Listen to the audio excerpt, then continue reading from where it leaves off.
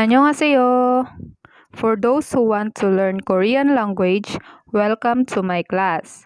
For you to be able to learn and understand easily, I will teach you first the basic up to the next level of Korean language. First topic is the Korean alphabet, which is called Hangeul. It is composed of 51 alphabets. We have 10 primary vowels, 11 secondary vowels, 14 basic consonants, 5 double consonants, and 11 dual final consonants. So our lesson for now is the 10 primary vowels. 10 primary vowels is composed of 5 right vowels and 5 below vowels. So why they are called right and below vowels? I will show you later.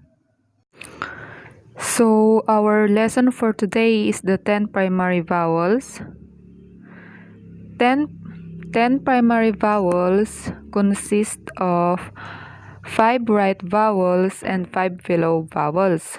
So why they are called right and below vowels, I will show you later. So now, let's proceed first to the 5 right vowels. What are they? First is the letter A. Letter A. This is the letter A.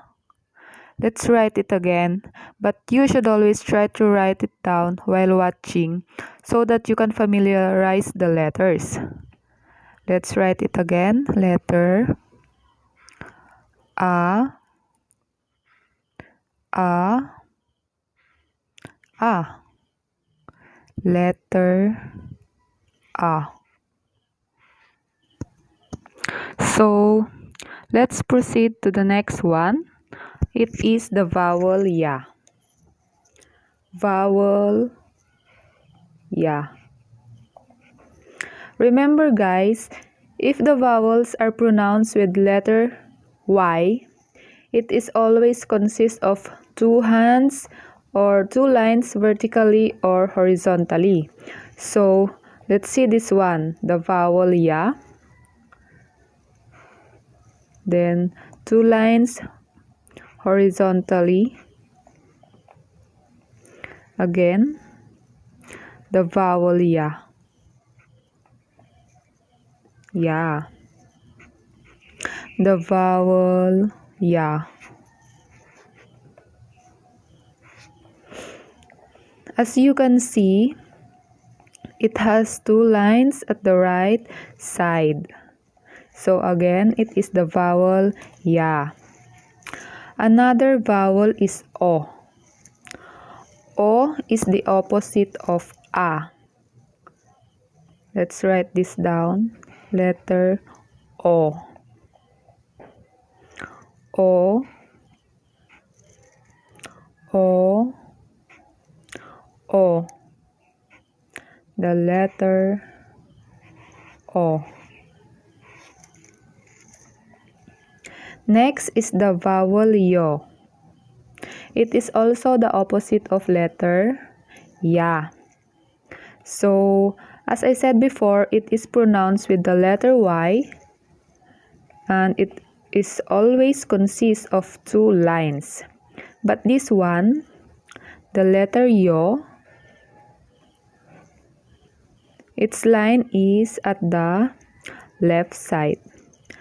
The letter Yo. Yo.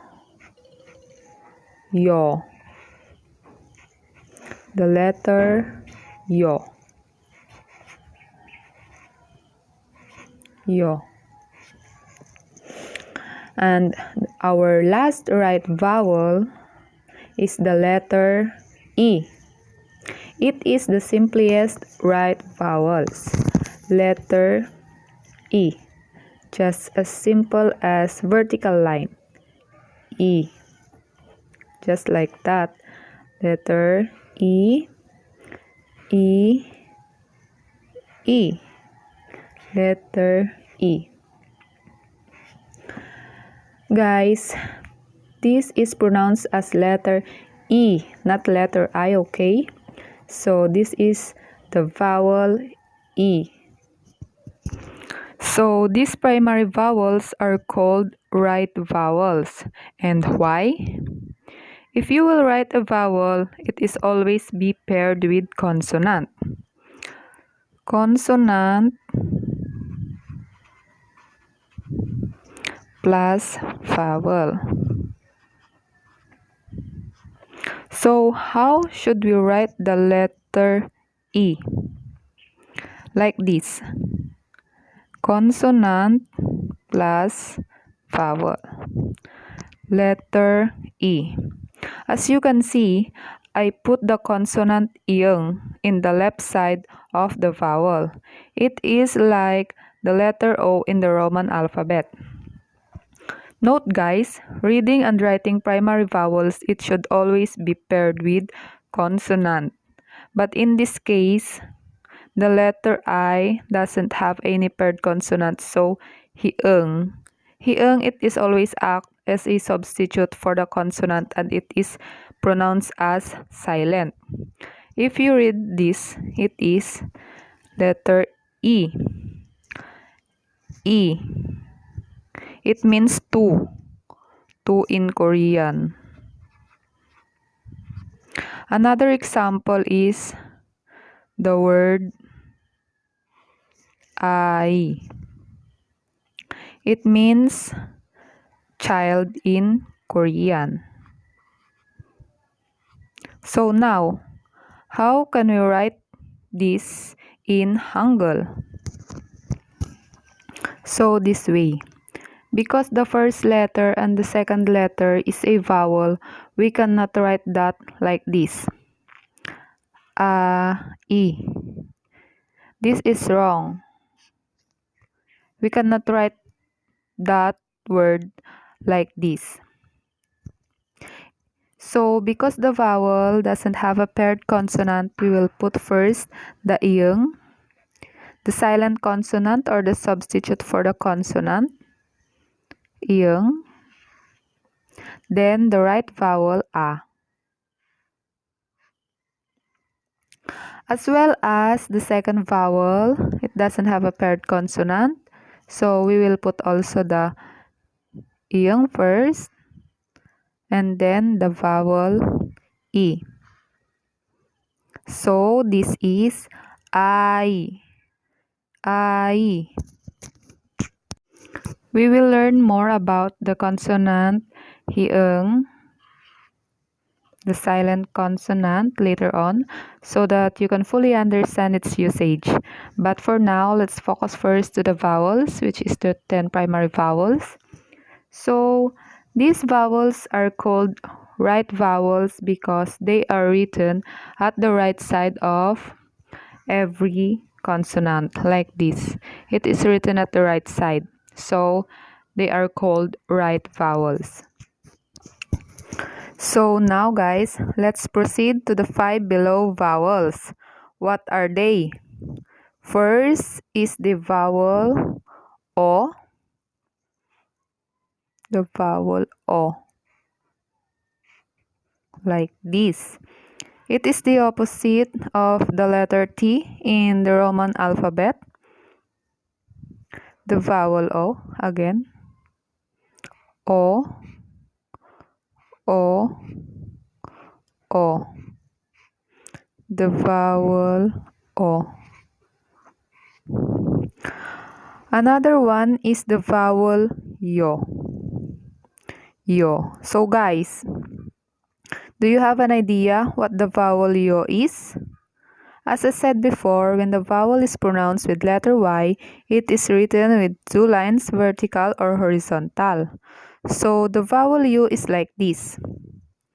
Yo. Yo.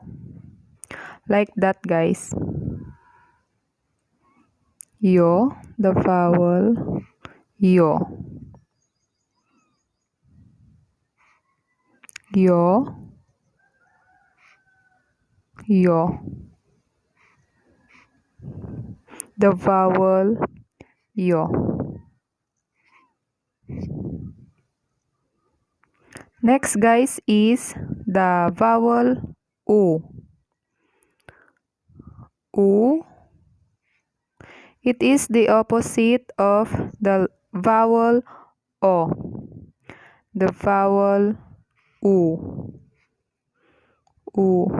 It is pronounced harder than the vowel O, the vowel U.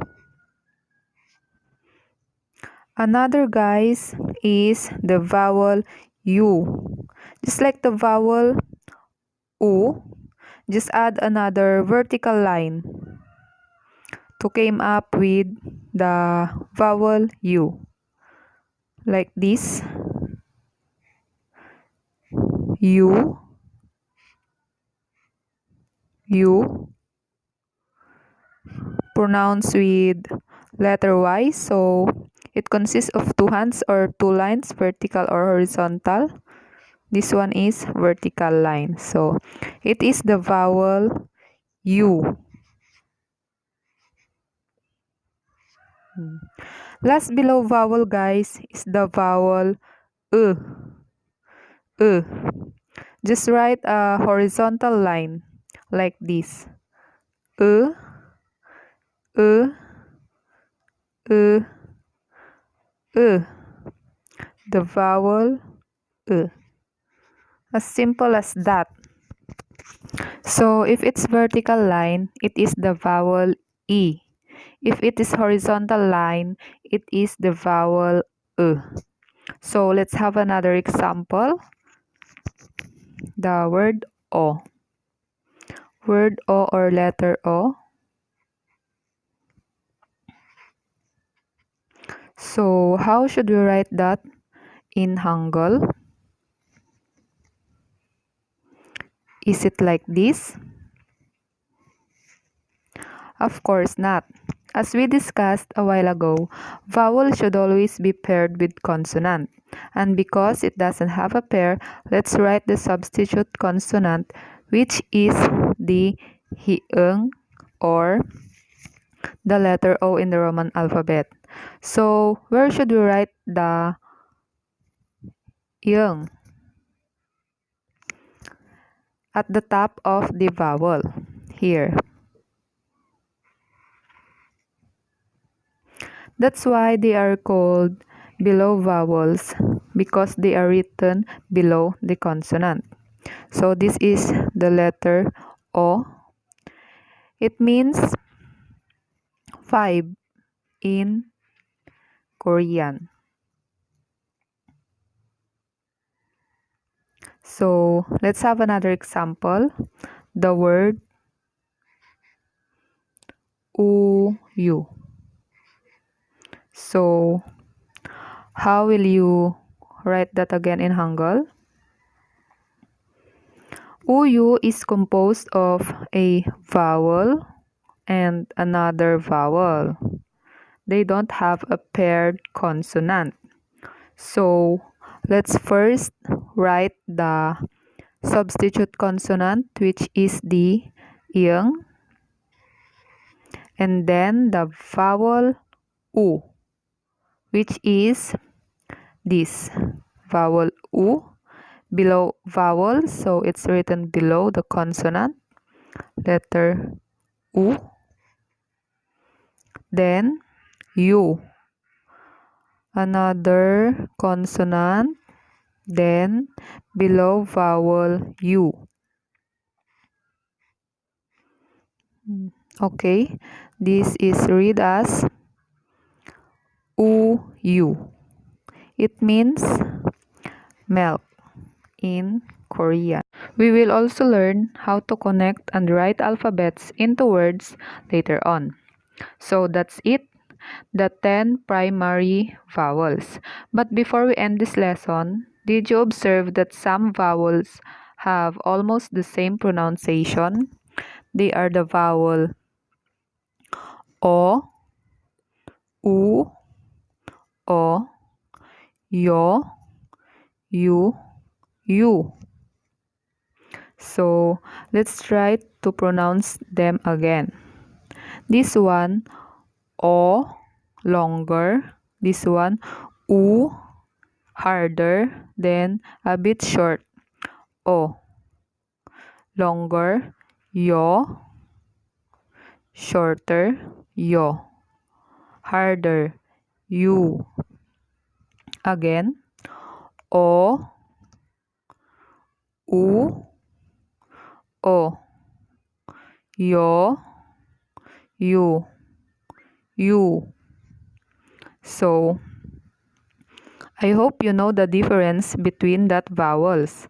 Just practice to pronounce it correctly and also practice to write it down because in the next video, we will learn another vowel. So I hope you learned and understand the 10 primary vowels that we discussed today. Thank you for watching and hope to see you on my next video lesson. 감사합니다.